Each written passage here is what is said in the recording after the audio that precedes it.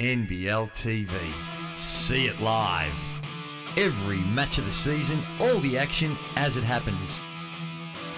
Full match replays and highlights when and where you want. On your PC, iPad, iPhone.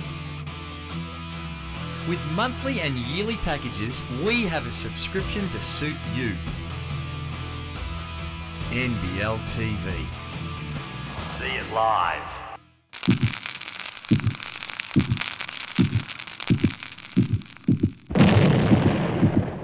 Hello everyone and welcome to It Goes Off. It's wrap of the round time where we have a look at all the winners and losers from round 5, and it started last Friday night with the New Zealand Breakers. They defeated the Sydney Kings 79-76, and it was New Zealand's Mika Vukona who hit the winning three-pointer with 1 second left in this one.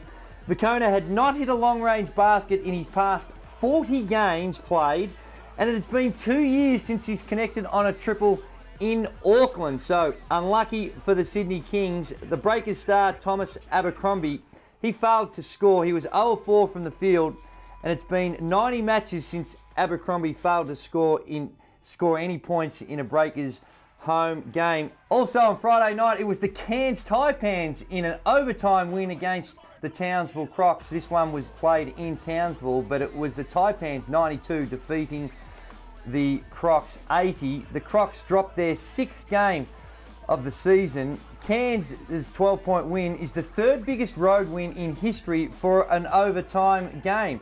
Gary Irvin had 23 points and 7 assists, and for the Taipans it was Jamar Wilson with 25 and 9 rebounds, and it was a 15-3 overtime margin the way of the Taipans. On Sunday, it all started with the Adelaide 36ers taking on the Sydney Kings, and it was the 36ers with the win, 88-81. Adelaide scored a season-high 88 points and won on the road for the first time. The Kings lost consecutive matches for the first time this season, of course, following it up after the loss against the New Zealand Breakers. Ben Madgen continued his fine season with 20 points, and for the Sixers, it was Luke Schenscher with 18 points on 8 of 12 from the field that led the way. The Sixers dominated the boards 35-25. Also on Sunday, it was the Melbourne Tigers 91. They beat the Townsville Crocs 66. Melbourne won their first game of the year after 4 losses, and Chris Anstey wins his first match as an NBL coach. A 25-point win was the biggest ever for the Tigers under the 40-minute format, and the largest since they defeated Perth by 27 points back in 2009. Adam Ballinger led the way for the Melbourne Tigers with 23 points on 9 of 12 from the field. He also had 7 rebounds. And Peter Crawford, he led the way for the still winless Townsville Crocs with 15 points and 7 rebounds. And the last game of the round was also on Sunday, and it was the Wollongong Hawks who defeated the Perth Wildcats, and it was the battle of 2 undefeated teams, and Wollongong ended up winning by 33 points, 100-67.